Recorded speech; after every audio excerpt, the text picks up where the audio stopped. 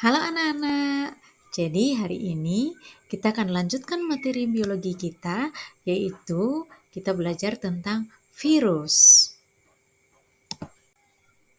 Nah, sebelum kita lanjut, kita mau tahu dulu nih sejarah penemuan virus. Jadi virus itu diteliti oleh 4 ilmuwan. Nah, ilmuwan yang pertama, dia berasal dari Jerman, namanya Adolf Meyer. Kemudian dilanjutkan oleh ilmuwan yang kedua yang bernama Dmitri Ivanovsky yang berasal dari Rusia. Kemudian dilanjutkan oleh ilmuwan yang ketiga yaitu Martinus Beijering dari Belanda dan ilmuwan keempat yang meneliti tentang virus pada tembakau yaitu Wendell Meredith Stanley. Nah, anak-anak, setelah kita mengetahui sejarah penemuan virus, sekarang kita mau tahu nih ciri dan sifat dari virus. Nah, di sini ada 3 ya anak-anak. Yang pertama, rata-rata ukuran tubuh virus itu berukuran dari 0,02 sampai 0,3 mikrometer dan yang paling besar adalah 300 nanometer sehingga kita hanya bisa melihat virus itu menggunakan mikroskop. Kemudian untuk ciri yang kedua yaitu bentuk virus. Jadi bentuk virus itu bermacam-macam tergantung pada kapsidnya. Dan yang ketiga yang harus anak-anak ketahui bahwa virus itu hanya dapat berkembang biak dalam tubuh makhluk hidup. Jadi kalau dia berada di benda mati itu dia tidak akan mampu untuk berkembang biak. Nah, selanjutnya kita akan belajar tentang struktur tubuh virus. Nah, di layar kalian ini adalah virus bakteriofag atau virus yang menyerang bakteri. Jadi, strukturnya dia terdiri dari 7 bagian. Yang pertama ada DNA, yang kedua ada kapsid, yang ketiga ada leher, yang keempat ada selubung ekor, yang kelima ada serabut ekor, keenam ada papan dasar, yang terakhir adalah jarum penusuk.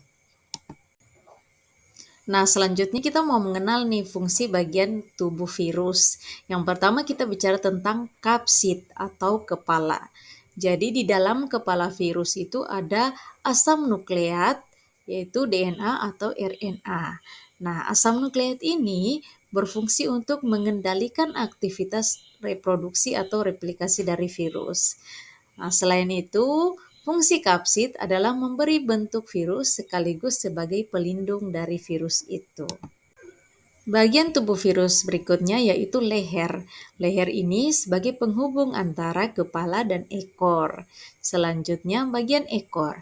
Nah, di bagian ekor ini terdapat beberapa bagian lagi, yaitu yang pertama selubung ekor atau sebagai pelindung dari ekor.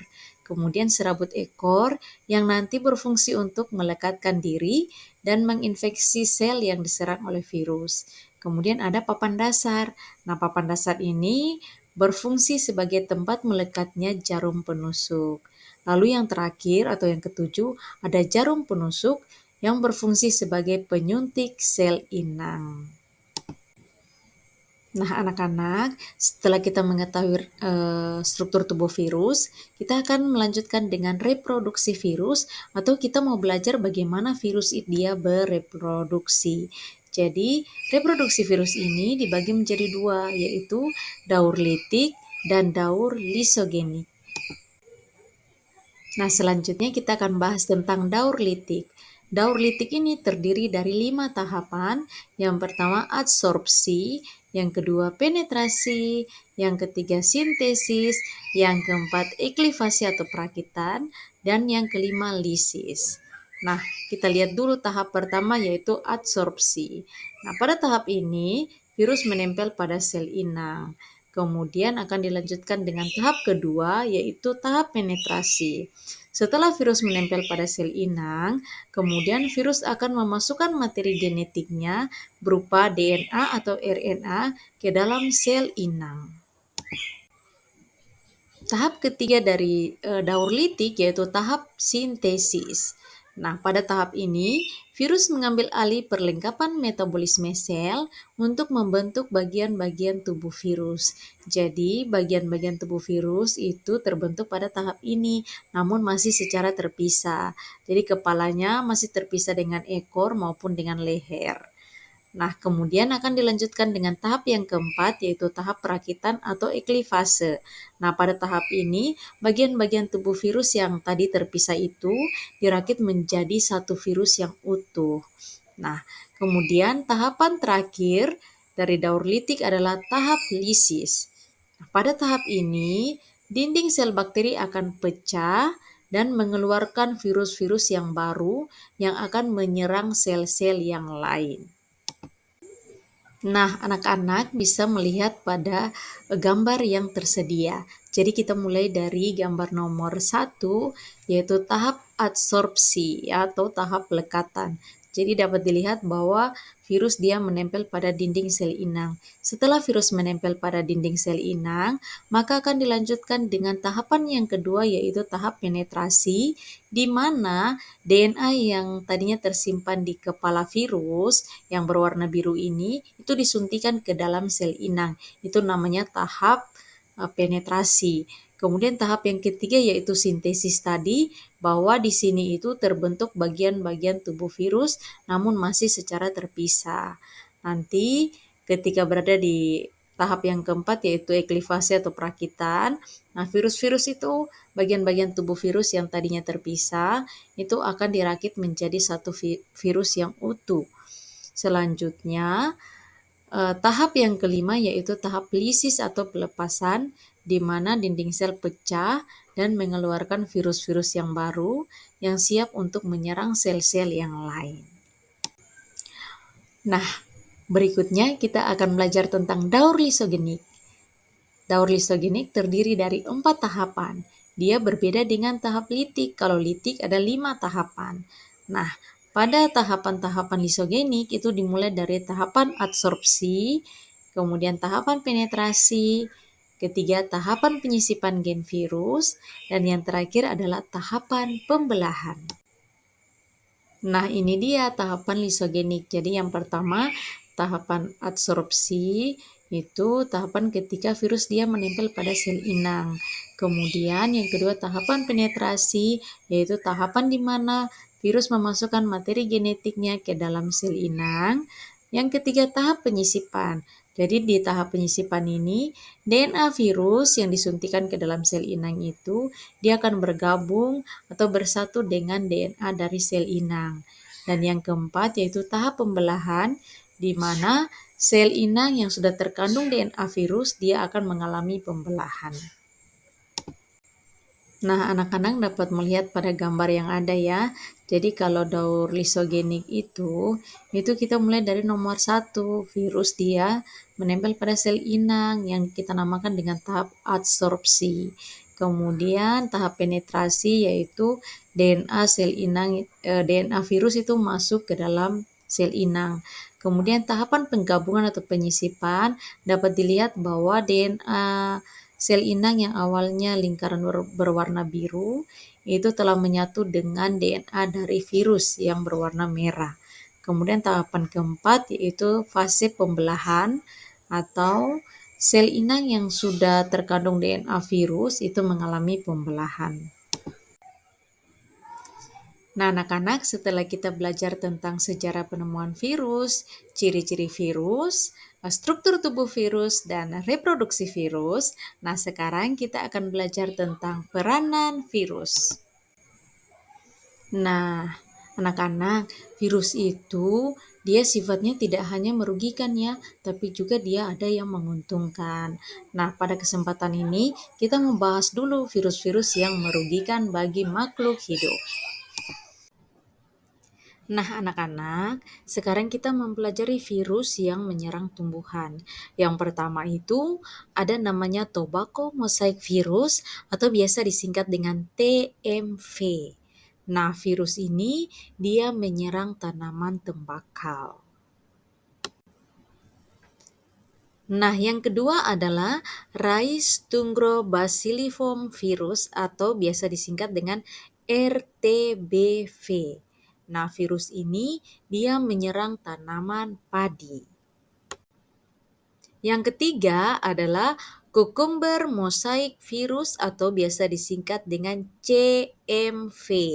Nah, virus ini dia menyerang tanaman ketimun atau mentimun. Setelah kita melihat virus yang menyerang tumbuhan, sekarang kita melihat contoh virus yang menyerang hewan. Yang pertama ada Rous sarcoma virus atau biasa disingkat dengan RSV. Nah, virus ini dia menyebabkan tumor pada ayam. Jadi anak-anak bisa lihat di gambar ya. Di bagian leher ayam itu ada seperti bola pingpong. Nah, itu adalah tumornya. Berikutnya yaitu virus Coxsackie.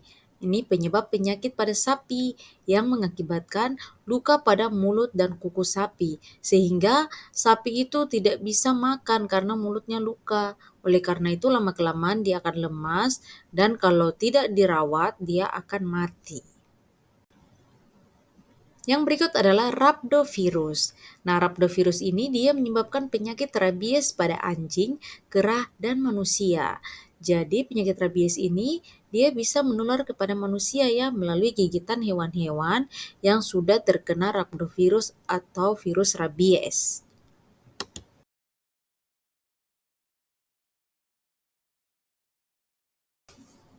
Nah, anak-anak, tadi kan kita sudah belajar nih virus-virus yang menyerang tanaman, terus virus yang menyerang hewan. Nah, sekarang kita mau tahu virus apa saja yang menyerang manusia. Yang pertama namanya poxivirus. Nah, poxivirus ini dia menyebabkan penyakit cacar yang menyerang sel kulit. Mungkin anak-anak sudah pernah terkena cacar ya dan tahu bagaimana rasanya. Jadi cacar ini disebabkan oleh poxivirus. Berikutnya adalah mumps virus. Nah, mumps virus ini dia menyebabkan penyakit gondong atau bangka babi. Jadi pembengkakan di belakang telinga. Dapat anak-anak lihat pada gambar yang ada. Yang ketiga adalah herpes simplex virus. Nah, herpes ini penyebab penyakit herpes pada kulit ya. Namun dia itu menyerangnya di mana? Dia menyerangnya di membran mukus atau membran lendir di sekitar mulut, alat kelamin, juga kulit.